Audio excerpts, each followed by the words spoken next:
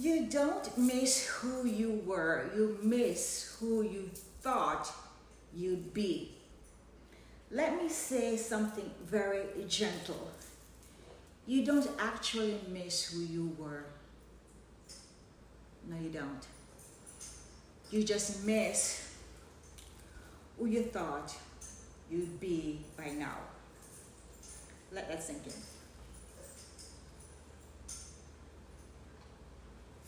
It's not your younger body you're grieving. It's the dreams you attach it to. It's not your 20s you want back. It's the experience you had for your life. Before we go any further, save this video because this is not surface conversation. This is identity work. Excuse me, look, I just went for a walk and came back. There comes a moment in midlife, 45, 50, 60, and beyond, when a quiet realization set in. Life didn't unfold exactly the way you imagined. Maybe you thought you'd be further financially, your marriage would feel different, your body would age differently, your business would be bigger, your kids would need you less, you feel more fulfilled, you feel more confident. And when reality doesn't match the blueprint in your head, you think you miss your younger self. But that's not it. That is definitely not it. You miss the version of you who believed everything was still possible in a certain way. And that grief is quiet, it's subtle, but it's heavy, very heavy. Let that sink in a little bit more. I've lived long enough to understand something important. Middle life grief isn't about wrinkles, it's about revisions. It's about rewriting the script you thought was guaranteed. I grew up in survival mode, living in Jamaica, building from scratch, becoming strong out of necessity.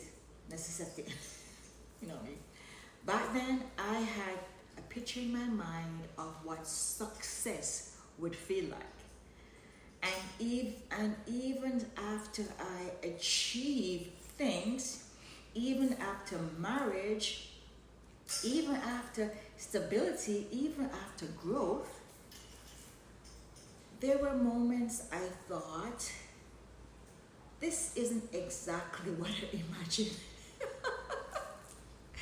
And instead of processing that, many women internalized it as failure.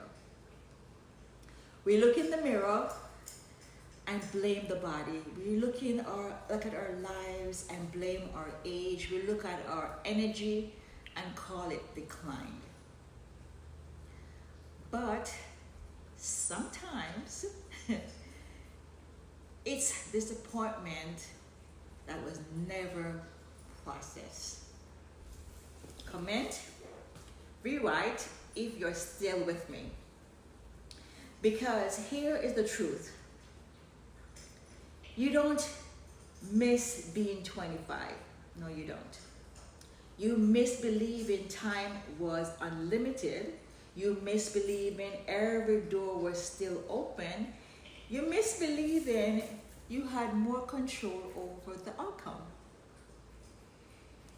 And that's realization. It can either make you bitter or it can make you intentional. The women who glow up after 40 are not chasing youth. Nope. They are embracing authorship. They stop saying, I thought I would be, and start saying, I choose to become. Let that sink in a little bit more.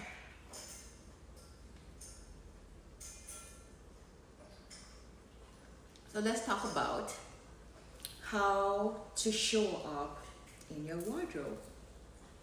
Some women are still dressing for the woman that thought they'd be the corporate executive, the size 6, the social life, the always polished perfectionist, the caretaker who would never rest. And when their bodies change, when their lifestyle shift, when their priorities evolve, their closets stay frozen in the past. And every morning they feel subtle frustration because the reflection doesn't match expectation. As a seamstress for over 42 years, I understand adjustment. When a garment does not fit, you don't mourn the original pattern, you tailor it. Some of you are mourning a pattern that was never meant to stay the same. That's not failure. That's evolution. But evolution requires grieving the fantasy. Let's be honest. Sometimes you're not sad about aging. Nope. You're sad about the timeline you imagine. And instead of admitting that, you say, I just want my old body back. I just want my old energy back. I just want to feel like myself again. But which self? Which self are you talking about? The one who was striving? The one who was surviving? The one who was performing? The one who was chasing? Or the one you are becoming now? Midlife is not about reclaiming the past. Nope, no baby, no darlings. It's about reclaiming power. You still have that power. The power looks different now, and that's fine. It looks like dressing for the current body with pride, choosing peace in marriage instead of ego, building environment that supports your nervous system, saying no without over-explaining, investing in quality over trend, showing up boldly even if it's later than you planned. I'm on here at 60, you too. Save this moment in this video because here is the shift right here. You don't miss who you were. You miss the illusion of certainty. And when you release that illusion, you become free. Free to redefine success, free to change your direction, free to build differently, free to show up authentically. That's soft life maturity. No chasing youth, no comparing with younger women, no clinging to old dreams, but intentionally redesigning this chapter. In Style My Style Lab, we don't just talk about clothes, we talk about becoming. We help women 40 plus to identify their true body type, discover their authentic fashion personality, and edit out clothing that tied to outdated identity, building a wardrobe that reflects who they are now, align their outer image to their inner evolution. Because when your wardrobe reflects who you are becoming, you stop grieving who you thought you would be. If this video touched something in you, save it, please. Share it with another woman who feels behind. Comment, becoming. If you are ready to move forward, join the Style Lab if you're ready to align your image with your evolution. You're not too late. You're not behind. Sure, not behind. And you're not a disappointment. You are in a revision, and revising is powerful. You don't miss who you were, you miss who you thought you'd be. But the woman you are becoming,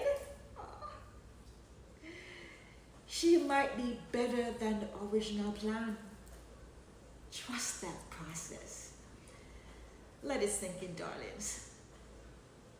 And I see you in the next video. Much love. But before you go, let me show you my outfit.